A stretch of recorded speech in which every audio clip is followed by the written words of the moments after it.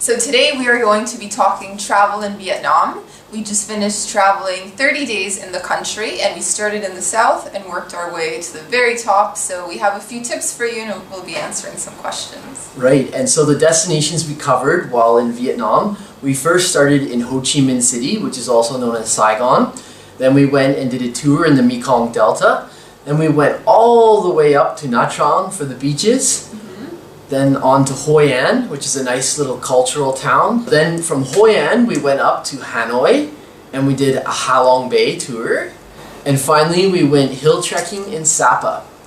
So our top 3 destinations, I think we actually agreed on the same destination. Yeah, which is wow, rare. It is really rare. So one of our favorites was Sapa. That's located in the northwestern part of the country, and it's a great little place to go trekking. We really liked the town where we were staying because it was just very laid back.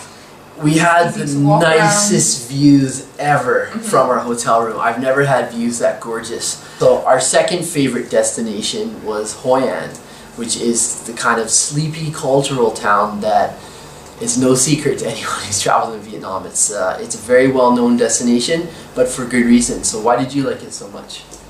Well, it's just a very charming town. The old architecture, the streets are very bright and colorful. You see silk lanterns dangling from the shops. And it's also a great place to go shopping because this is the tailor capital of Vietnam. So you can have any dress, shirt, suit made within days. And how many did you have made? Only 3. I had a grand total of none. Nothing made in Hoi An. But still loved it there. Also, there's really good beaches in Hoi An. There's 2 different beaches you can visit.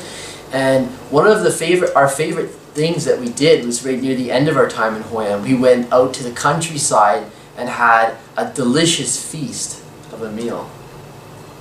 Our third favorite destination was Ha Long Bay, and we ended up taking a 2-day tour. This allowed us to go kayaking, visit a few caves, and also spend a little bit of time at a private beach. And what we liked about this destination was just the scenery. Wow, yeah. Those stunning cliffs. They were stunning, yes. Different ways you can travel throughout Vietnam. You can take the bus, you can take the train. There are a number of cheap domestic flights, and we had a preferred method. And what was that? Taking the train. Yeah, absolutely. Although the train is definitely more expensive than taking the bus, it's so much more comfortable and scenic as well.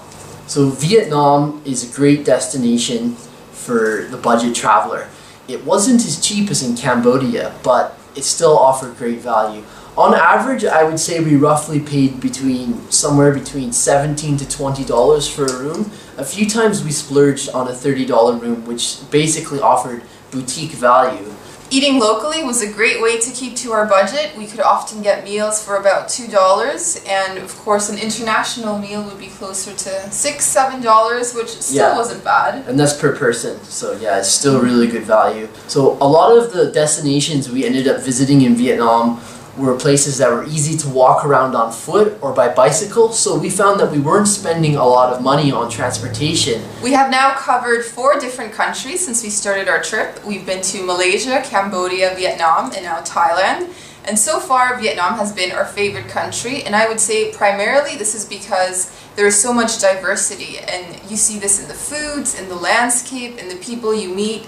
So it's a place where you don't get bored. Just every destination has been exciting in Vietnam. In fact, we wanted to pack so much in during our 30 days that we picked up our travel pace. Normally we spend maybe between 5 to 7 days in a particular location, but we were just blazing through Vietnam because there's just so much to see and do, and we left feeling like we could have even done more.